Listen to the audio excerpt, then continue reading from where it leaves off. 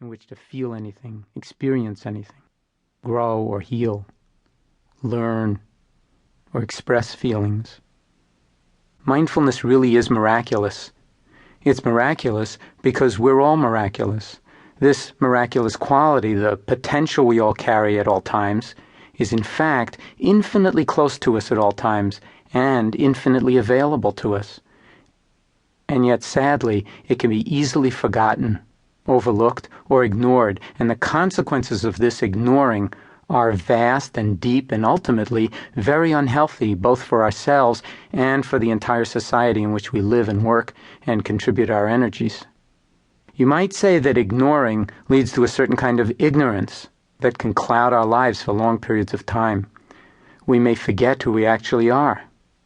We may lose touch with our more golden qualities.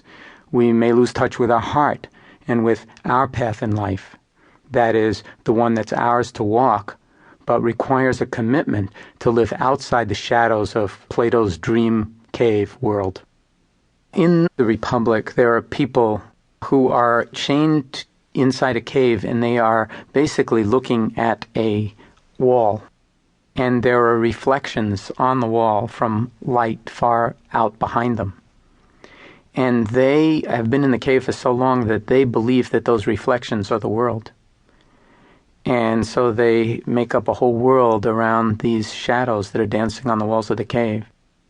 And one person manages to escape and go outside the cave and discover that there's a whole world of light and of vitality and far beyond shadows. The shadows disappear and goes back to tell the others in the cave. They refuse to believe it.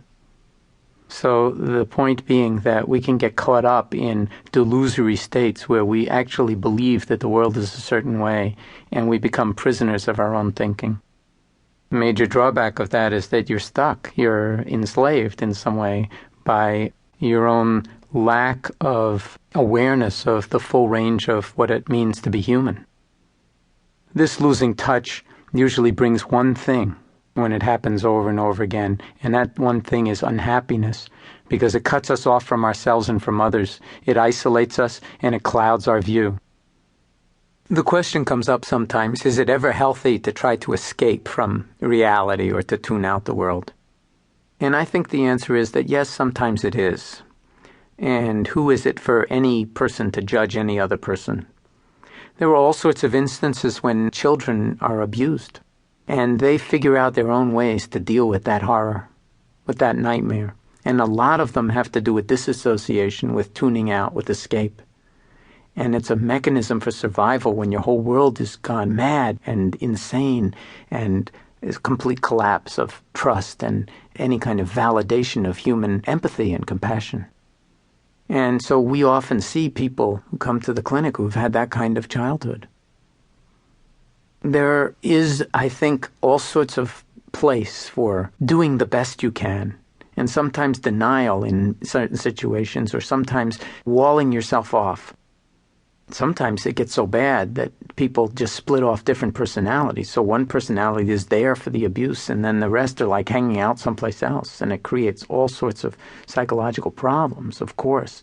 But you're talking about basic survival mechanisms. But there comes a time, I think, in life where healing becomes extremely important from various traumas that may not be as bad as sexual abuse or physical abuse of children, but nevertheless, hardly anybody ever gets through the first 30 years of life without some major traumas, some major betrayals, some major grief of one kind or another, even if we're unaware of it. And so the question is it sometimes just fine to hold the ignorance is bliss position and never mind, sort of just let me escape and have a good time and deny that anything's the matter?